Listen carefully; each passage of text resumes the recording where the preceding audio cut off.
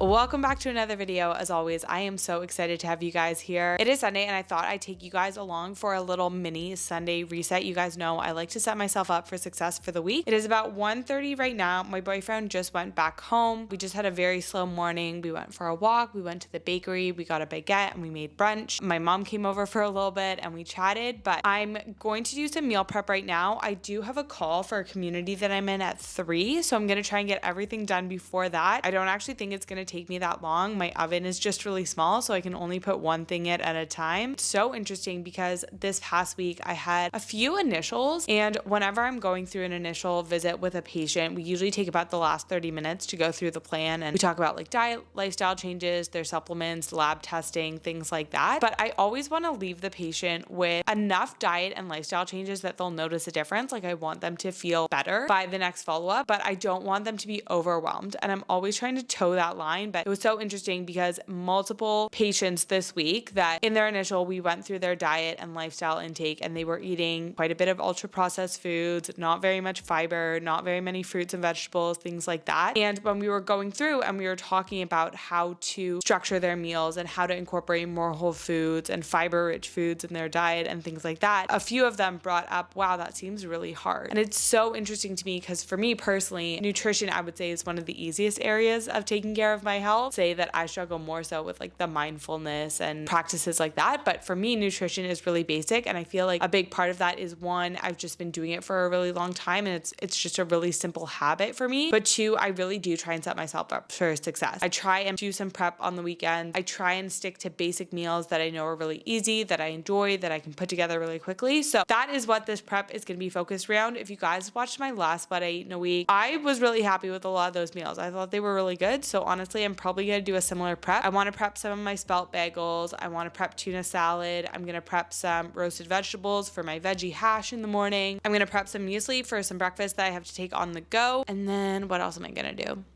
Oh, and I'm also just going to make up a big batch of sweet potatoes. I just love having those on hand during the week for an easy carb. You guys know I like to get about 20 to 30 grams of protein per meal, about 30 grams of fiber per day, and I try and get as many whole foods throughout the week. So let's just jump right into this meal prep.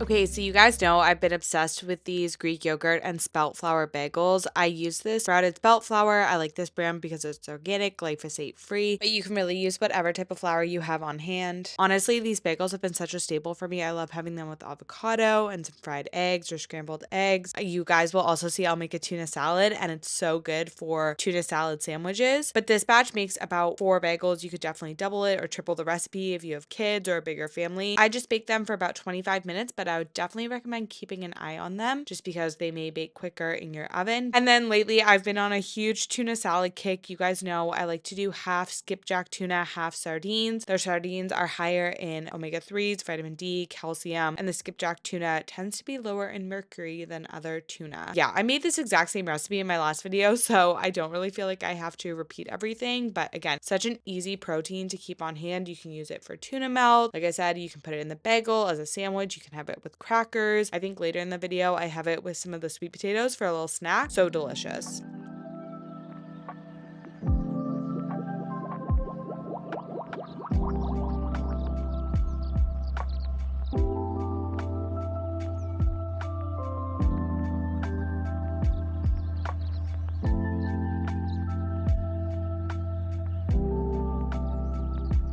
And then another meal that I've been eating on repeat is this version of muesli. My dad used to make me muesli growing up all the time. It's basically just overnight oats with a different name, but it's such an easy, high protein on the go breakfast. I add Greek yogurt and collagen for protein. You also have tons of fiber between the chia seeds, oats, apples, berries. Apples are also a great source of fiber. They have pectin. When you cook them, they're really good for your gut, but they're also great for your gut when they're raw. My dad used to add raisins. I'm not a big raisin person, so I add blueberries. This is also a really great way to get berries in. Frozen berries are just such an affordable way to get more berries and antioxidants into your diet, and this just makes such a quick and easy breakfast. I usually have it with almond butter. And then you guys know I always keep sweet potatoes on hand. I love having these for my sweet potato sliders, or sometimes I'll have them with my breakfast hash. Sometimes I'll have them with salmon and broccoli throughout the week. They're just such a staple for me. And I always get asked why I eat the same things over and over again. And it's just because I know what works for me. I know what foods make me feel good. I've done a lot of experimenting through the years, figuring out what foods, what meals make me feel really good. And you guys know, of course, I switch up my meals, especially seasonally. I eat very different in the summer versus the winter. In the winter, I eat a lot more cooked, warming foods. In the summer, I eat a lot more raw foods, salads, things like that. But overall, I keep my meals pretty consistent because I just know what works for me. Anyway, this is the veggie hash that I make every week with carrots and parsnips. I always pair it with ground beef and avocado in the mornings. It's such a good breakfast. But that is my little mini meal prep. Okay, guys, it's a few hours later. I'm all done with my call and I'm all done with my meal prep. I'm gonna try and edit everything and put it into a reel, like do a full Sunday meal prep reel. About 4:20 right now. I'm gonna try and get it edited within 30 minutes and post it on Instagram. That's my goal. I also had to change because I got my shirt all dirty while I was doing meal prep. I have this super cute apron, but I never wear it for some reason. But anyway, that is the plan. I'm gonna try and get it all edited and posted. And then I really wanna go out for a long walk, and then I actually just wanna chill and do nothing this evening. I might do a little bit of prep for the week, but honestly, I feel like I don't have to do too much because I planned my week out yesterday. So I don't have too much prep to do. I'll probably just try and relax and just do my normal evening routine. Yeah, I'm gonna do some editing and just try and get that reel up and posted.